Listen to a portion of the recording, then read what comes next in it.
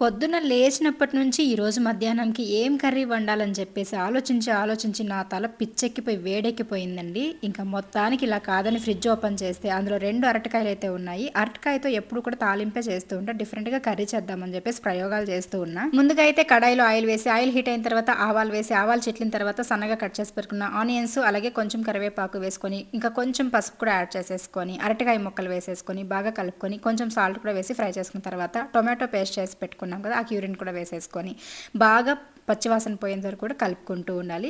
ఇలా కలిపేటప్పుడు మంచి స్మెల్ వస్తుంది. పచ్చివాసన పోయిన తర్వాత అందులోకే కొంచెం ధనియాల పొడి, అంటే మీకు కర్రీ ఎంత కావాలో అంత, అలాగే కారం కూడా తగినంత కూడా వేసేసుకొని ఈ విధంగా బాగా కలిపేసుకొని ఇంకా ఇందులోకి తగినంత వాటర్ కూడా యాడ్ చేసేసుకొని ఒక 5 నిమిషాలు కుక్ చేసుకున్నామంటే అరటికాయ కర్రీ అయితే రెడీ అయిపోతుందండి. టేస్ట్ అయితే పర్లేదు, బాగానే ఉంది. మరీ వావ్ అనేలాగా లేదు, కానీ జెన్యున్గా చెప్తున్నా కొంచెం ఓకే లాగా ఉంది. ఒకవేళ మీరు ట్రై చేయాలనుకుంటే ప్రాసెస్ అయితే చూసారు కదా, ట్రై చేసేసేయండి. మరిన్ని ఇలాంటి వీడియోస్ కోసం మన ఛానల్ సబ్స్క్రైబ్ చేసుకుని వీడియోని సెలెక్ట్ చేయండి.